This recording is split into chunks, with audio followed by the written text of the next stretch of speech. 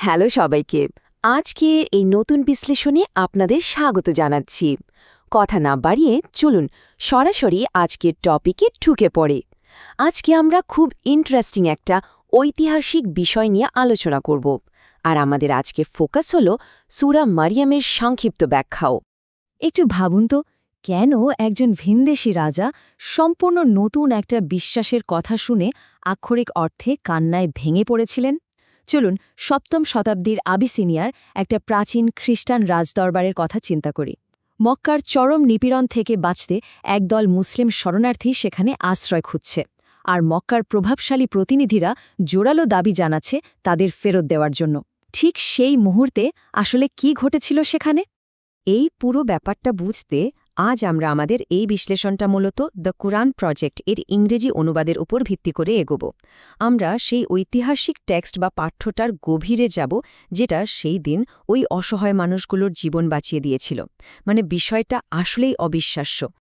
তো শুরুতেই আসা যাক আমাদের প্রথম সেকশনে, ঐতিহাসিক প্রেক্ষাপট।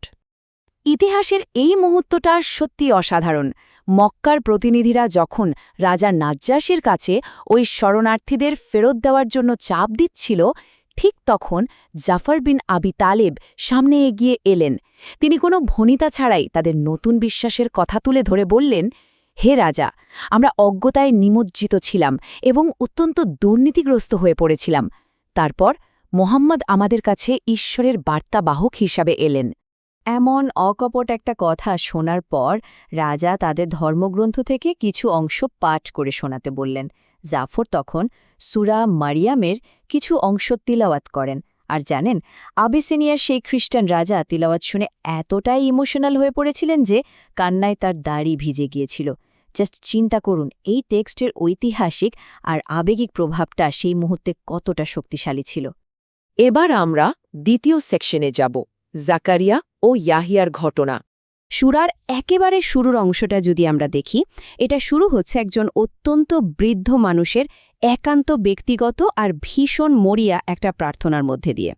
তিনি একদম নিভৃতে তার প্রভুকে ডাকছেন। পরিস্থিতিটা একটু খেয়াল করুন। জাকারিয়া একদম বার্ধক্যে পৌঁছে গেছেন, তার স্ত্রী বন্ধা, আর তিনি তার মৃত্যুর পর ধর্মীয় উত্তরাধিকার নিয়ে ভীষণ চিন্তিত। কিন্তু এত চরম হতাশার মাঝেও ঈশ্বর অলৌকিকভাবে তাকে একটা পুত্র সন্তান দান করেন, ইয়াহিয়া বা জন। এই কাহিনীটা আসলে আমাদের খুব সুন্দরভাবে দেখায় যে মানুষের সমস্ত সীমাবদ্ধতার ঊর্ধ্বে গিয়ে ঈশ্বর কিভাবে তার সৃষ্টিকে রূপ দিতে পারেন। এরপর আমাদের ৩ নম্বর সেকশন, মারিয়াম ও ঈসার অলৌকিকতা। আমরা যদি মূল টেক্সটটা ফলো করি, দেখব ঘটনাগুলো দারুণভাবে ধাপে ধাপে এগোচ্ছে। প্রথমে মারিয়াম বা ম্যারি তার পরিবার থেকে দূরে একটা নির্জন জায়গায় চলে যান।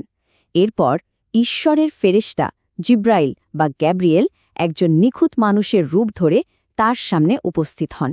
আর সবশেষে ঈশ্বর সম্পূর্ণ কুমারী অবস্থায় তাকে গর্ভধারণের নির্দেশ দেন। স্বভাবতই যখন মারিয়ামকে এই খবরটা দেওয়া হলো, তিনি চরম একটা মানবিক আতঙ্ক নিয়ে বলে উঠেছিলেন, কিভাবে আমার একটি পুত্র সন্তান হতে পারে যখন কোনো পুরুষ আমাকে স্পর্শ করেনি এবং আমি কখনোই অসতী ছিলাম না। এই অংশটা মারিয়ামের অবিশ্বাস্য পবিত্রতা আর ঈশ্বরের প্রতি তার গভীর ভক্তিকে খুব জোরালোভাবে আমাদের সামনে তুলে ধরে। ঠিক এরপরেই কিন্তু আমরা আরও একটা বড় অলৌকিক ঘটনার বিবরণ পাই। যখন সমাজের মানুষজন মারিয়ামকে অপবাদ দিতে শুরু করল, তখন তার সদ্যজাত সন্তান ঈসা বা যিশু দোলনা থেকেই কথা বলে ওঠেন। তিনি নিজেকে ঈশ্বরের একজন দাস আর নবী হিসেবে ঘোষণা করে নিজের মায়ের সম্মান রক্ষা করেন।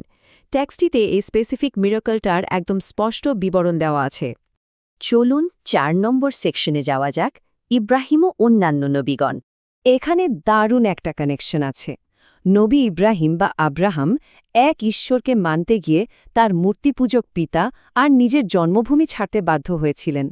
ঠিক একই পরিস্থিতি কিন্তু তৈরি হয়েছিল ওই মক্কার মুসলিম শরণার্থীদের ক্ষেত্রেও।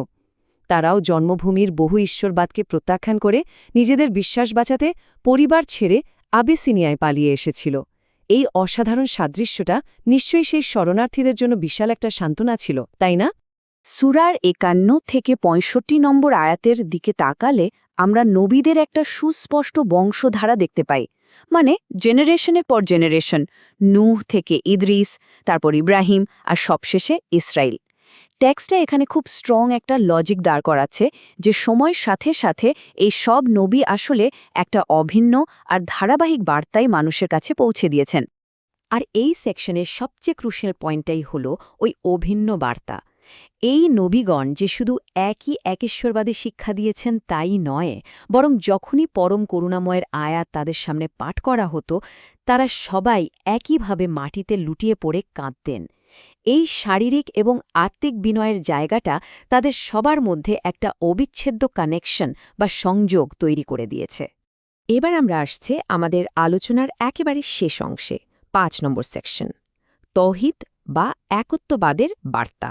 তাওহিদ মানে হল ঈশ্বরের পরম একত্ববাদ। সূরার ৮৮ থেকে ৯৫ নম্বর আয়াতগুলো যদি পড়ি, সেখানে খুব স্পষ্টভাবে ঈশ্বরের কোনো অংশীদার থাকা বা তার কোনো পুত্র থাকার কনসেপ্টকে খণ্ডন করা হয়েছে। টেক্সটটা খুব নিরপেক্ষভাবে কিন্তু জোরালো ভাষায় ঈশ্বরের সম্পূর্ণ স্বাধীন আর একক সত্তার বিষয়টা তুলে ধরেছে। পার্থক্যটা একটু খেয়াল করুন। একদিকে ছিল তৎকালীন মক্কার বহু ঈশ্বরবাদীরা, যাদের বিশ্বাস ছিল ঈশ্বরের কন্যা বা অংশীদার আছে, আর ঠিক এর বিপরীতে সূরা মারিয়াম আমাদের সামনে উপস্থাপন করছে একটা কঠোর একেশ্বরবাদী কনসেপ্ট, যেখানে আসমান ও জমিনের সবাই ঈশ্বরের কেবলই বিনম্র দাস বা সেবক, জাস্ট এইটুকু। আর এই এক সংখ্যাটা আমাদের একটা পরম সত্যের কথা মনে করিয়ে দেয়। এই টেক্সট অনুযায়ী শেষ বিচারের দিনে বা পুনরুত্থানের দিনে পৃথিবীর প্রতিটি মানুষকে একদম এককভাবে ঈশ্বরের সামনে দাঁড়াতে হবে। সেখানে কেউ কারোর সাহায্যকারী হবে না। বিষয়টা কিন্তু বেশ ভাবায়।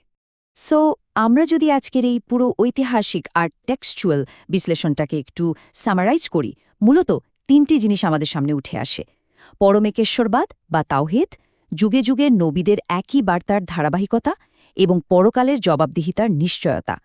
সূরা মারিয়ামের মূল শিক্ষা মূলত এই ৩টে পিলারের ওপরই দাঁড়িয়ে আছে। আজকের এই বিশ্লেষণটা শেষ করার আগে একটা গভীর প্রশ্ন কিন্তু থেকেই যায়: কিভাবে মাত্র একটা সিঙ্গল টেক্সট সম্পূর্ণ ভিন্ন দুটো ধর্মের মানুষের মধ্যে এমন একটা সেতুবন্ধন তৈরি করতে পারল? কিভাবে চরম এক ঐতিহাসিক নিপীড়নের মুখে এটা রক্ষাকবচ হিসেবে কাজ করল, আর শত শত বছর পেরিয়ে আজও মানুষের মনে এত গভীরভাবে রেখাপাত করে চলেছে? সূরা মারিয়ামের এই ঐতিহাসিক স্থায়িত্ব সত্যিই এক পরম বিস্ময়। আজকের মতো আমাদের এই বিশ্লেষণ এখানেই শেষ করছি। নতুন কোনো ইন্টারেস্টিং বিষয় নিয়ে আবারও কথা হবে।